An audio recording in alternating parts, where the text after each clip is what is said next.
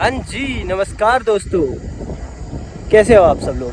I hope सब लोग मस्त होंगे। और आज है भागवत का 8वां दिन और हम पहुंच गए हैं एक बार फिर से राहुल भाई के साथ पाली गांव। तो अभी जैसे ही ये कच्ची रोड में पहुंचे ना दोस्तों, तब याद आया कि आज व्लॉग नहीं किया है। तो पहुंच गए हैं पाली गांव। 8वां दिन है दोस्तों, तो आज की जो कथा रहेगी वो सुनाएंगे आपको। और जाते ही पहले भोजन करते हैं। और आज थोड़ा सा बिजी रह गया दोस्तों मार्केट के काम से, इस वजह से व्लॉग भी नहीं कर पाया अभी तक। तो पहुंच ही गए हैं, 1:30 बज रहे हैं अभी। और शुरू करते हैं आज का काम। और पहले खाना पीना। कहाँ तक ले जाएगा भाई? बस बाद में निकालने में दिक्कत होगी, फिर रुक जा, निकालना दिक्कत नहीं होगी ना।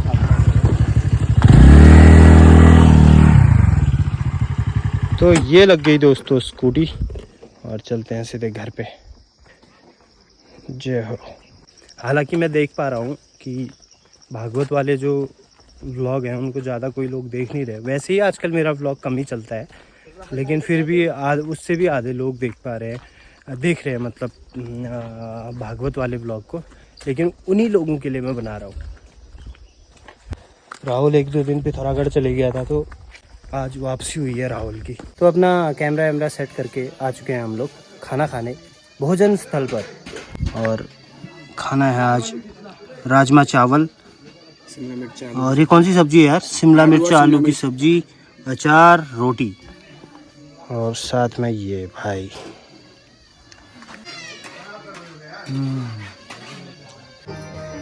और जो व्यथा से रहित हो गया वही संसार में सुखी रहता है। कीचड़ से जो कमल उठ गया वही कमल अच्छा लगता है, और वही कमल टूट करके भगवान के चरणों में या सिर पर चढ़ता है। जो उसी कीचड़ में रह गया वो वहीं रह जाता है, कमल को कोई उठाता नहीं है। तो ये संसार रूपी कीचड़ है और ये मानव रूपी कमल है। ये मानव रूपी कमलों पर व्यथा रूपी कीचड़ लगती है, और ये कथा रूपी जल जो अमृत है, ये जल है, ये कथा रूपी अमृत के द्वारा उस कमल को धोया जाता है और वह भगवान के चरणों पर चढ़ने का अधिकारी हो जाता है। इस प्रकार जन्मेजय को जब अनेक प्रकार के प्रसंग सुना कराए तो जन्मेजय ने कहा, महाराज मैंने सुना है कि शक्तिपीठ कहते हैं। ये शक्तिपीठ किसे कहते हैं? शक्तिपीठों की उत्पत्ति कैसे हुई महाराज? कौन कौन से शक्तिपीठ हैं? आप हमें शक्तिपीठों की कथा श्रवण कराइए कि भूतल पर कितने शक्तिपीठ हैं। तो शक्तिपीठों का आज जब राजा परीक्षित ने पूछा है, जो जन्मेजय ने पूछा, तो व्यास जी बड़े प्रसन्न हुए। राजन, तुमने जब तुम प्रश्न करते हो तो तुम्हारे प्रश्न के साथ ही भगवती के दिव्य जो है चरित्र उजागर होते हैं। हे राजन, ध्यान पूर्वक सुनिए। अब मैं तुम्हें देवी के दिव्य शक्तिपीठों का वर्णन श्रवण कराता हूँ। तो कहते हैं एक समय की बात है कि 5 जो सती है, सती का हम जानते हैं कि हरिद्वार में यज्ञ किया गया दक्ष के द्वारा। भगवान शंकर का से साथ विरोध था, और विरोध के लिए यज्ञ किया। भगवान का अपमान करने के लिए सती बिना बुलाए उस यज्ञ में चली गई, और उस यज्ञ में अपना अपमान देखा, अपने पति का अपमान देखा, तो उस यज्ञ कुंड में जल करके भस्म हो गए।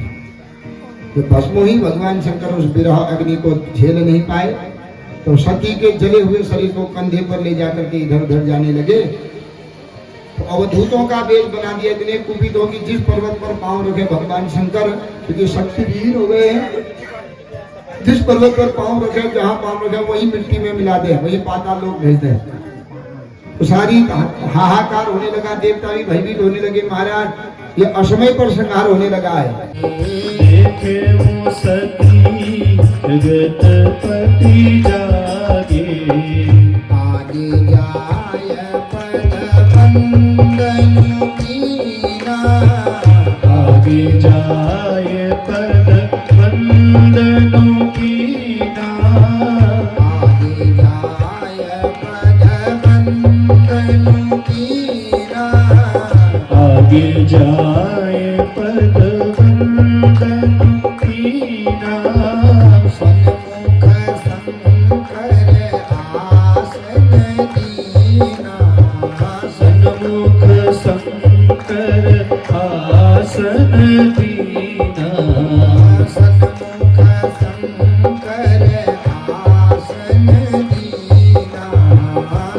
सन्मुख शंकर आसन दीना। कौन होगा, अग्नि का स्वामी, जो जलाने का स्वामी कौन होगा, सबको अलग अलग भाग दिया जाएगा। तो दूसरे दिन 10 बजे सारे देवता दक्ष प्रजापति के घर पहुंच गए हरिद्वार में। अब जो कोई मंत्री आदि हो गया वो कभी भी समय पर नहीं पहुंचता। 8 बजे समय दिया बोलो, मंत्री 10 बजे पहले कभी नहीं पहुंचता है कि नहीं। तो वहां 10 बज गया, 10 का 11 बज गया, 12 बज गया, सारे देवता बैठे हैं, लेकिन अभी तक दक्ष प्रजापति नहीं आए। सारे देवता तो बातों में समय को बिताने लगे और शंकर जी विचार करते हैं कि समय ही बलवान होता है। समय का जिसने सदुपयोग किया समय उठा भी देता है, और समय का जिसने दुरुपयोग किया वो समय भी गड्ढे में डाल भी देता है कि नहीं। बचपन में अगर अध्ययन नहीं करेगा तो जवानी में नौकरी नहीं मिलेगी, नौकरी नहीं मिलेगी तो धन नहीं कमाएगा, तो गृहस्थ में कैसे जाएगा, गृहस्थ में नहीं जाएगा तो बुढ़ापे में सेवा कौन करेगा, है कि नहीं। तो प्रथमम न अर्जितम विद्या, द्वितीयम न अर्जितम धनम, तृतीयम न अर्जितम पुण्यम, चतुर्थम किम करिष्यति। ब्रह्मचर्य में अध्ययन नहीं करेगा, ज्ञान नहीं लेगा, तो फिर दूसरी अवस्था में, युवावस्था में जो जाएगा तो उसको कोई पद प्रतिष्ठा नहीं मिलेगी। तो पद प्रतिष्ठा नहीं मिलेगी तो धन नहीं कमाएगा। तो तृतीय में, तृतीय अवस्था माने 51 साल से 75 साल के बीच में वो कोई पुण्य नहीं कर पाएगा, दान तीर्थ नहीं कर पाएगा। तो तीनों में नहीं कर पाया तो चतुर्थम किम करिष्यति, चतुर्थम में इंद्रियां शिथिल हो जाती, फिर क्या करेगा। न कमाने का योग्य, न पढ़ने का योग्य, न दान पुण्य करने का योग्य। तो यंत्रम पद्धति चले जाने स्थिति में, हे भैया मैं तो जानता था कि संसार में शिव ही सब कुछ है, लेकिन आज मुझे पता चला कि शक्ति से बड़ा संसार में कोई नहीं है। बिना शक्ति के शिव भी सामर्थ्यवान नहीं है, विष्णु भी सामर्थ्यवान नहीं है, ब्रह्मा भी उत्पत्ति के सामर्थ्यवान नहीं है। इसका मतलब शक्ति उनके अंदर छिपी रहती है। तो इसलिए रोते रोते स्तुति करते हैं और अंत पंक्ति क्या कहते हैं, मैं एक ही और तो कुछ नहीं जानता, मैं तुम्हारी मुद्राएं जानता हूँ, न विविध चेष्टाएं जानता हूँ, न तंत्र जानता हूँ, न मंत्र जानता हूँ, न कोई पूजा पाठ जानता हूँ, मैं एक ही चीज जानता हूँ, क्या, पुत्रो जायेत क्वचिदपि कुमाता न भवति। इतना ही जानता हूँ कि पुत्र कुपुत्र होता है लेकिन माता कभी कुमाता नहीं हो सकती है। तो रोते रोते क्या और स्तुति कर रहे हैं क्या। मैं तो सोचता था कि शंकर ही श्रेष्ठ है, लेकिन शंकर कैसे हैं। चिता भस्माले को गरलम सनम दीपट धरो, जटाधारी कंठे भुजगपतिहारी पशुपति, कपाली भूतेषु भजति जगदीशैक पदवी, भवानी त्वत्पाणि ग्रहण परिपाटी फलमिदम। की नास्ति, मेरे समान कोई पापी नहीं है जो अपनी माँ को ही दबाने लगा, बंद करने लगा। और पापाग्नि तत्समानि, तुम्हारे समान उन पापों को भस्म करने वाली अग्नि किसी के अंदर नहीं है। तो ये मैया जैसा उचित होता है, एवं आपका महादेवी यथा योग्यम तथा करो। तो पूरा जब स्तुति सुनाई भगवती प्रकट हो गई। भगवती ने कहा तुम मेरे सिद्ध पीठों को उत्कीलन करो, माने खोलो इनको।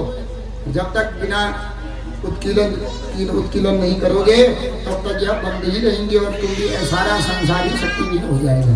तब कहते हैं कि शंकराचार्य जी इन शक्तिपीठों को उत्कीलन करने लगे और खोलते खोलते 51 ही शक्तिपीठों को खोले थे और शंकराचार्य जी चले गए।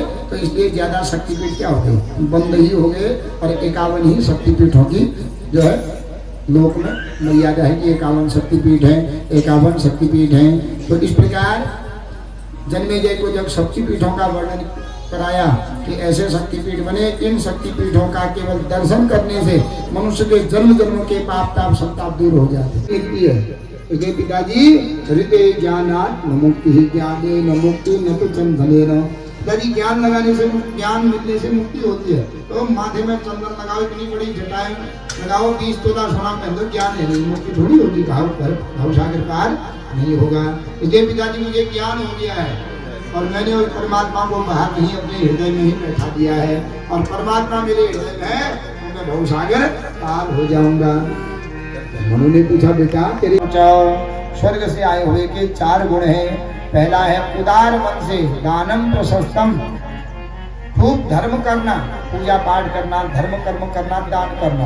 और दान भी कहे कंजूसी नहीं, उदार मन से प्रसन्न होकर के दान करना। दूसरा है मधुरा चवाणी, वाणी बड़ी मधुर रहेगी उसकी। कोई बेचारा दुखी है, दो शब्दों में बोल देगा तो उसका दुख दूर हो जाएगा। एक वाणी होती है दुख को देने वाली, और एक वाणी होती है दुख को लेने वाली। कोई दुखी है, वहाँ जाकर के थोड़ा उसको समझाओगे, अच्छा भाषा बोलोगे तो उसका दुख दूर हो जाता है।